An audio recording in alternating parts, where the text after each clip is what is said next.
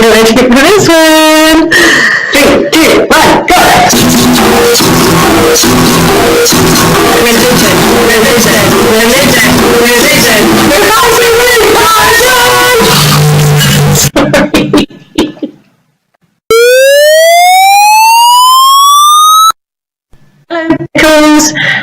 Get yourself settled in for this revision video because it might be a bit long, we've got a lot to cover. So I am just plunging myself some coffee right here. Coffee, Ewok mug, and the topic is Buddhism, peace and conflict.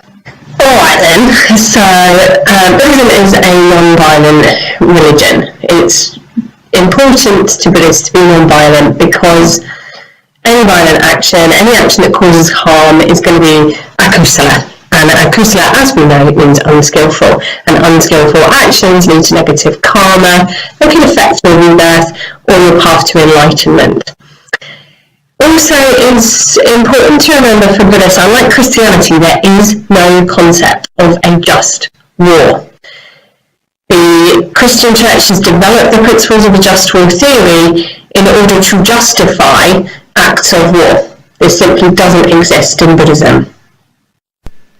If we get a question about the use of violence or whether war is ever necessary, then on one hand we can refer to the Christian concept of just war theory, but we can say on the other hand that no war is ever justifiable to Buddhists. But we better make sure we know our just war theory.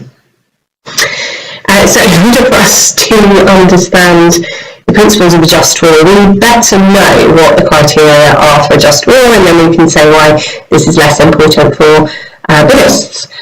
So that's what my class all about just war theory. We learned some actions, and it's a good way to remember stuff using different parts of your brain, sets in memories. So let's have a go at remembering the 7 criteria for Christian just war theory. The first of the criteria of just war theory is that your war has to be declared by the leader, has to be declared by the government. Individuals cannot declare war. To help us remember that war must be declared by the leader, we are going to place our crowns on our head. Number 1, war must be declared by the leader and the queen of the war.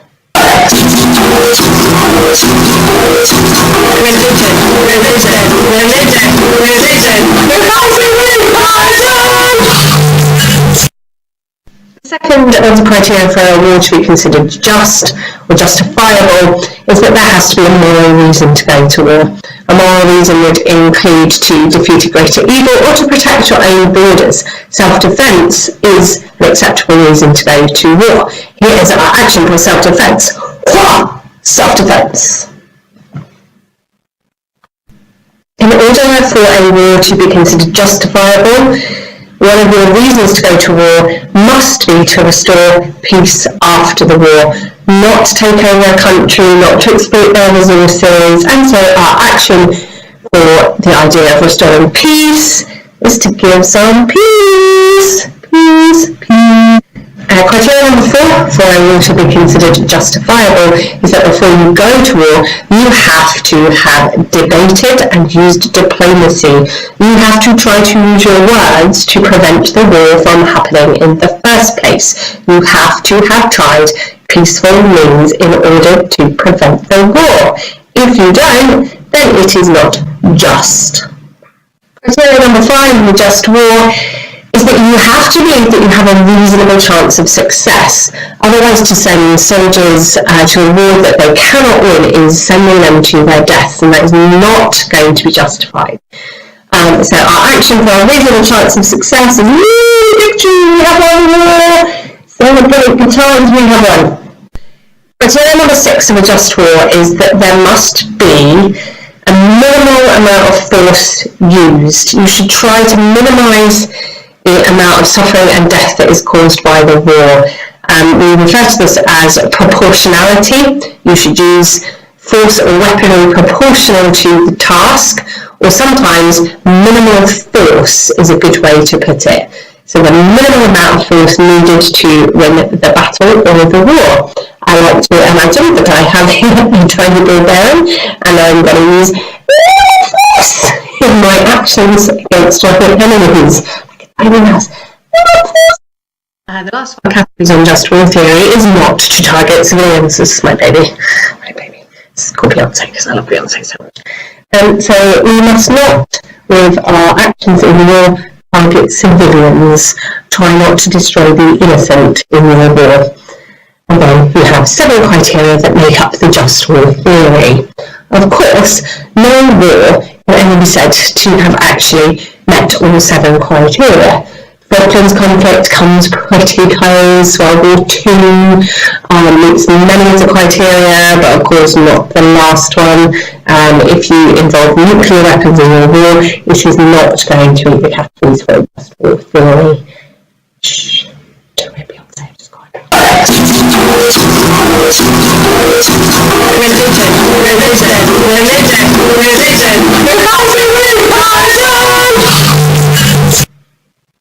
Now, there's always a however, or on the other hand, and there are Buddhists currently serving in the British military, and many of the Gurkhas, part of the British military, are Buddhists. And so there's a concept of karmic sacrifice. In extreme situations, it might be acceptable to use violence to stop a greater evil. I think one example of this might be the sacrifice made by Quang Duc and other monks protesting during the Vietnam War, protesting about the persecution of the Buddhists by Zheng.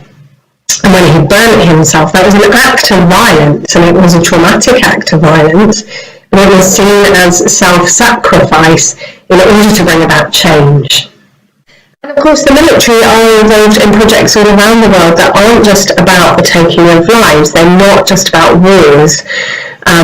The British military is actively involved in preventing the spread of illegal drugs, the import of heroin into the UK.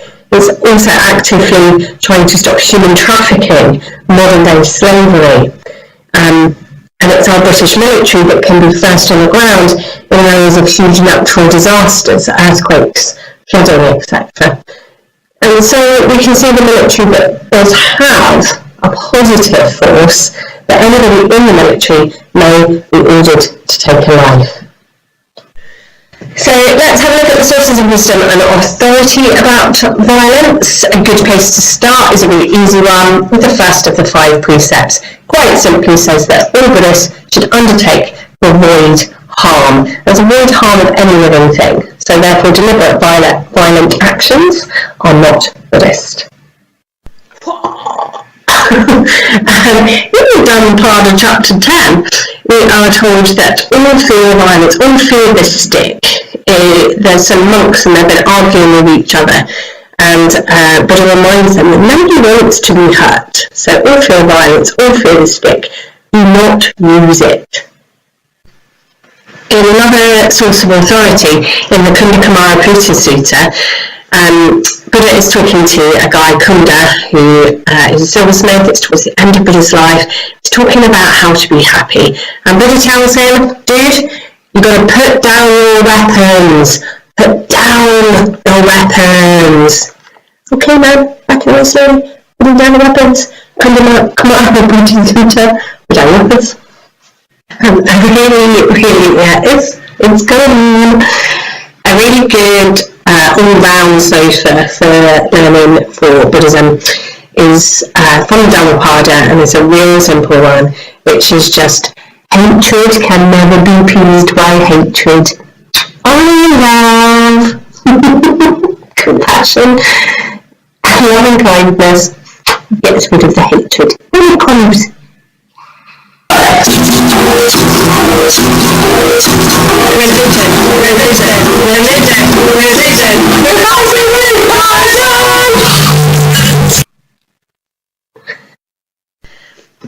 Finally, let's have a look at how 2 Buddhas have put these teachings into practice in the world today.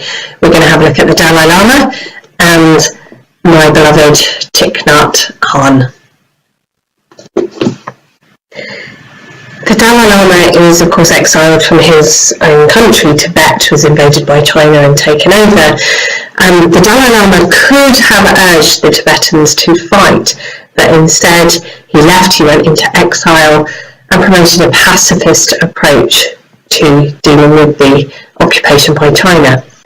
And one of his useful sayings is that through violence you may solve one problem, but you sow the seeds for another.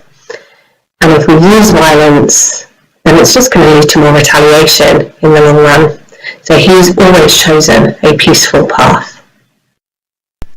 Another example of a pacifist Buddhist is, of course, Thich Nhat Hanh. Thich Nhat Hanh was a monk during the Vietnam War, and he left Vietnam to go meet with Martin Luther King. He wanted to find peace.